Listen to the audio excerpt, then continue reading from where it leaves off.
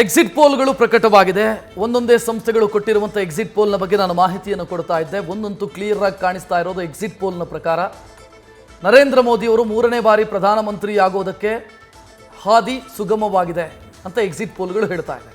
ಕಾರಣ ಎಲ್ಲ ಎಕ್ಸಿಟ್ ಪೋಲ್ನಲ್ಲೂ ಒಂದು ಕಾಮನ್ ಫ್ಯಾಕ್ಟರ್ ಇದೆ. ಅದು ಯಾವುದು ಅಂತಂದರೆ NDA ಮೈತ್ರಿಕೂಟ 300ರ ಗಡಿ ದಾಟಿ ಮುಂದಕ್ಕೆ ಹೋಗುತ್ತೆ, ಅದು ಎಷ್ಟಾದರೂ ಆಗಬಹುದು ಅನ್ನೋದು ಎಲ್ಲ ಎಕ್ಸಿಟ್ ಪೋಲ್ಗಳಲ್ಲಿ ಕಾಣ್ತಾ ಇರುವಂಥ ಒಂದು ಸ್ಪಷ್ಟವಾದಂಥ ಡೀಟೇಲು ನೋಡ್ತಾ ಇದ್ದೀರಿ. ಕರ್ನಾಟಕಕ್ಕೆ ಸಂಬಂಧಿಸಿ ಒಂದು 7 ಸಂಸ್ಥೆಗಳ ಡೀಟೇಲ್ ಗಮನಿಸ್ತಾ ಇದ್ದೀರಿ. 7 ಸಂಸ್ಥೆಗಳ ವಿವರದಲ್ಲೂ ಕೂಡ ಒಂದು ಕಾಮನ್ನು, ಅದೇನು ಅಂತಂದರೆ BJP JDS ಸೇರಿ ಮೈತ್ರಿಯನ್ನು ಮಾಡಿಕೊಂಡ್ವು.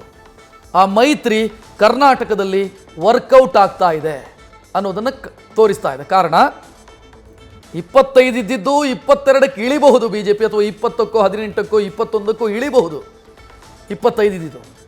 ಬಟ್ ನಿಮಗೆ ಕರ್ನಾಟಕದಲ್ಲಿ BJP ಪಾಲಿಗೆ ದೊಡ್ಡ ಪ್ರಾಬ್ಲಮ್ ಇತ್ತು. ಒಂದು ಸರ್ಕಾರ ಚೇಂಜ್ ಆದಂಥದ್ದು ವಿಧಾನಸಭಾ ಎಲೆಕ್ಷನ್ ಸಂದರ್ಭದಲ್ಲಿ, ಮತ್ತು ಕಾಂಗ್ರೆಸ್ ಪರವಾಗಿ ಸೃಷ್ಟಿಯಾದಂಥ ಒಂದು ಅಲೆ, ಅದನ್ನು ಮೀರಿ ನಿಮಗೆ 18, 19, 20, 21, 22 ಸೀಟು ಬರಬಹುದು ಅಂತಾದರೆ BJP ಬೌನ್ಸ್ ಬ್ಯಾಕ್ ಮಾಡ್ತು ಅಂತ ಅರ್ಥ.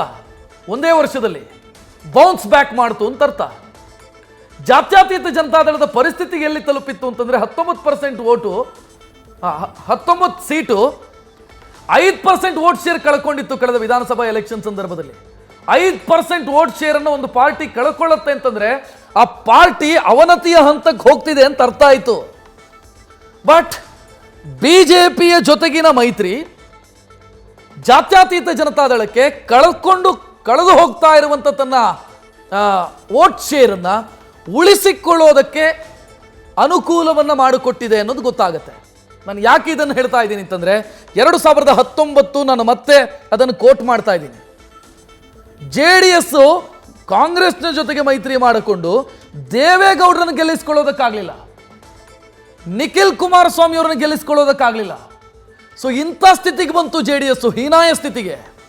ಬಟ್ ಈ ಬಾರಿ ಆ ರೀತಿ ಆಗ್ತಿಲ್ಲ JDSಗೆ ಅಂತ ಎಕ್ಸಿಟ್ ಪೋಲ್ಗಳು ಹೇಳ್ತಾ ಇದೆ. ಗೊತ್ತಿಲ್ಲ ನಾಡಿದ್ದು ಏನಾಗುತ್ತೆ ಅಂತಂದರೆ, ಬಟ್ ಎಕ್ಸಿಟ್ ಪೋಲ್ಗಳು ಹೇಳ್ತಾ ಇರೋದು ಈ ರೀತಿ.